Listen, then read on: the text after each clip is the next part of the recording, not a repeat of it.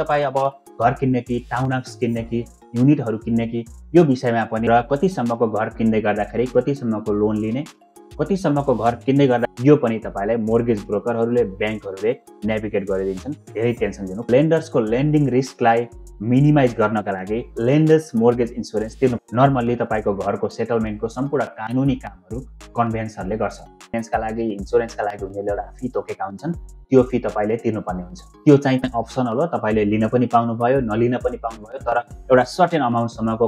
अर्को भनेको first home super shaver scheme. यसमा चाहिँ तपाईले आफ्नो सुपरमा आफैले पैसा हालेर एउटा पैसा बनाइराख्ने हो, जहाँ तपाईले आफ्नो पैसा हाल्दाखेरि लोअर ट्याक्स रेटमा चाहिँ आफ्नो पैसा त्यहाँ हाल्न पाउनुहुन्छ र पछाडि घर किन्दै गर्दाखेरि त्यो पैसालाई तपाईले एक्सेस गर्न पाउनुहुन्छ। यसका थुप्रै आफ्ना प्रावधानहरू छन् र यदि तपाईले त्यो बाटो रोज्दै हुनुहुन्छ भने पनि यसको बारेमा विस्तृत जानकारी, दुईटा बाथरुमसितको अथवा एउटा मात्रै बाथरुमसितको, तपाईलाई एउटा कार पार्क चाहिएको